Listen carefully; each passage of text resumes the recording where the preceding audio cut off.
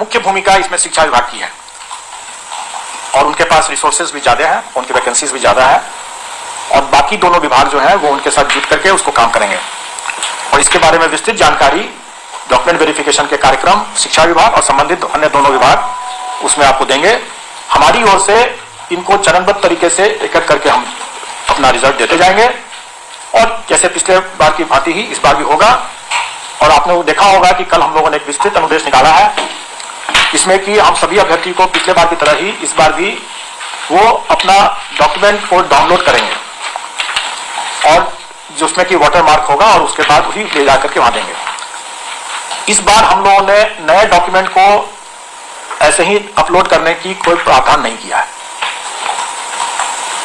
अगर कोई कैंडिडेट जो सफल कैंडिडेट अगर जाता है वहां पर डॉक्यूमेंट वेरिफिकेशन और काउंसलिंग में और अगर संबंधित विभाग को लगता है कि हाँ इससे ये अतिरिक्त डॉक्यूमेंट लिए बिना इसकी पात्रता नहीं बनती है तो वो अतिरिक्त तब वो डिपार्टमेंट हमें बताएगा कि हाँ इसको ओपन किया जाए हमारे पोर्टल पर, तब वो हमारे पोर्टल पर वो अपलोड कर सकेगा और उसके बाद उसको फिर से तब डाउनलोड करके वाटरमार्क के साथ वो वहां पर जमा कर सकेगा। ये विवेकाधिकार जो है ये हम लोगों ने डिपार्टमेंट के पास में दिया हुआ है। हम कैंडिडेट्स को इस बार वो छूट नहीं दे रहे हैं और आप लोग समझ सकते हैं कि क्यों नहीं छूट दे रहे हैं, क्योंकि इसके पिछले बार हम लोगों ने कई तरह के छूट दिया था जो कि इस बार हम लोगों ने उतनी नहीं किया और उसके सार्थक परिणाम भी निकले हैं। इस बार आप देखेंगे कि अगर 15 दिन के अंदर में अगर हम लोग फर्स्ट रिजल्ट देने की स्थिति में आ भी गए तो इसमें इस कारण से भी है कि अभ्यर्थी लोग इस बार गलती का नहीं किए हैं, बहुत कम किए हैं। रोल नंबर्स की गलती जो इस बार जो हुआ है वो काफी कम है। तो पिछले बार इसी सब चीजों के कारण से लोगों को बहुत हम लोगों को भी टाइम लग रहा था। तो मैं समझता हूँ कि साफ सुथरे परीक्षा दिया और साफ सुथरे तरीके से हम लोग रिजल्ट देंगे और सही समय पर देंगे और आपकी आशा से बढ़ करके हम आपकी उम्मीदों से बढ़ करके हम लोगों ने फास्ट तरीके से दिया है। पिछले बार हम लोगों ने कीर्तिमान स्थापित किया था, इस बार फिर से कीर्तिमान स्थापित कर दिया और जैसा कि मैंने पहले भी बताया था कि पेपर लीक और पेपर वायरल बीपीएससी के लिए वो इतिहास हो गया।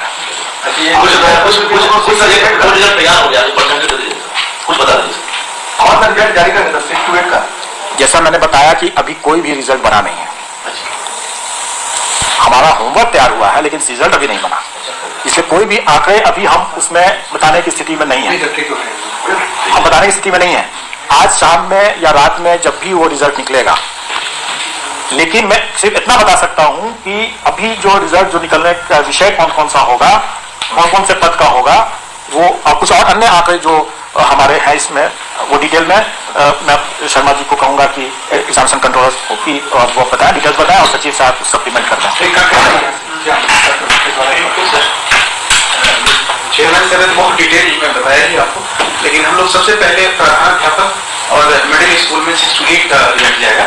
तो अभी तक जो सेकेंड प्रोविजनल आंसर हम लोगों ने डाला है उसको पहले फाइनल करेंगे। उसका नियम है कि अंतिम आदर्श उत्तर जाता है उसके बाद ही होगा, तो अभी पहले सबसे पहले वही काम करेंगे कि आदर्श उत्तर हम लोग जारी कर देंगे, उसके बाद रिजल्ट की प्रक्रिया शुरू होगी।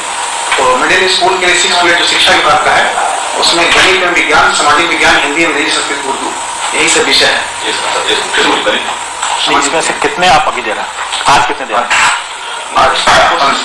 आज हम लोग इसका मैथ और साइंस का और जो प्रधानाध्यापक सर ने बताया कि ये तैयार की स्थिति में है, मोस्ट प्रोबेबली आज हम लोग इसको डिस्क्लोज करेंगे। मैथ्स एंड साइंस एक ही पेपर है और हेडमास्टर ये कितना पद है वो आप वैकेंसी में है, टोटल वैकेंसी हम बता देंगे।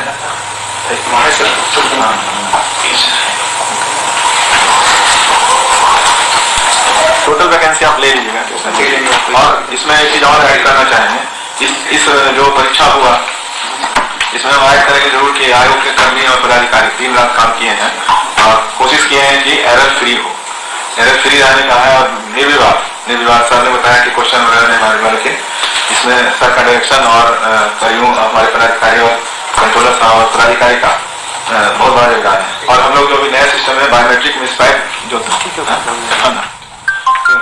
हम इसमें एक दो चीज ऐड कर देते हैं कि जो रिजल्ट जो निकलेगा हेडमास्टर में 2 विभाग है और ईबीसी बीसी वेलफेयर और SC/ST वेलफेयर इसका रिजल्ट निकल जाएगा। संगीत कला में भी 2 डिपार्टमेंट का है, BC BC EBC का 6 to 8 का है और SC ST वेलफेयर का 6 to 10 का है। इसका भी रिजल्ट निकल जाएगा। और फिर उसका क्लास 6 to 8 जो है वो उसमें मैथ्स एंड साइंस एक पेपर है एजुकेशन डिपार्टमेंट का, ये आज निकल जाना चाहिए। सर सोशल साइंस आ गई, इतना आज निकलने की संभावना है।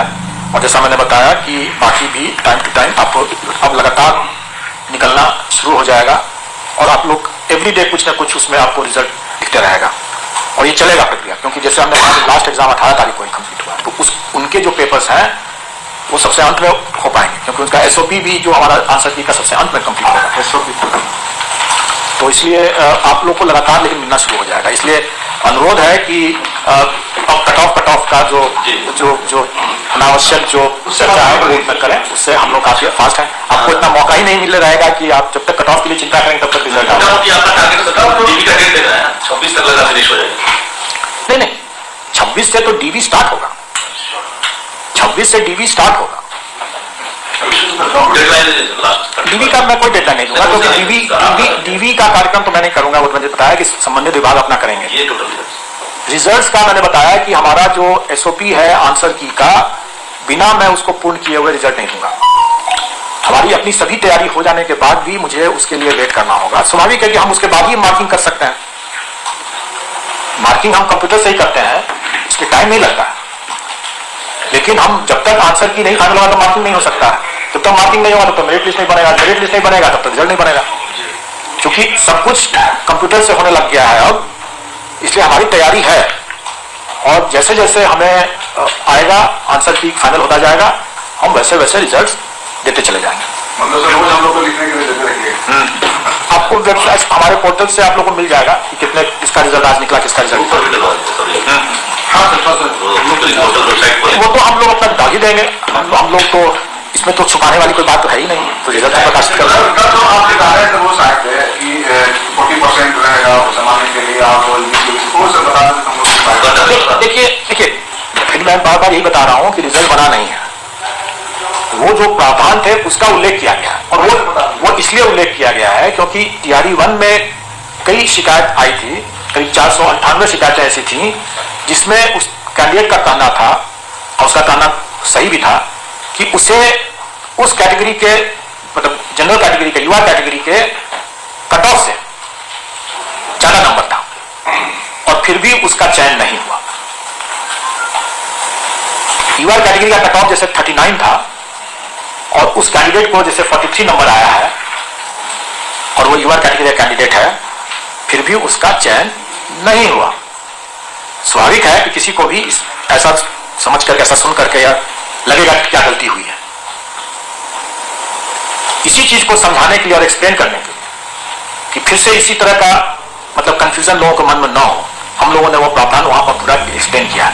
मैं आपको भी एक्सप्लेन कर दूं ताकि आप लोगों के माध्यम से कैंडिडेट्स भी समझ जाए कि ऐसा क्यों हो रहा है। 39 नंबर अगर कट ऑफ है और अगर कैंडिडेट को 43 नंबर आया है, फिर भी उसका क्यों सिलेक्शन नहीं हो रहा है।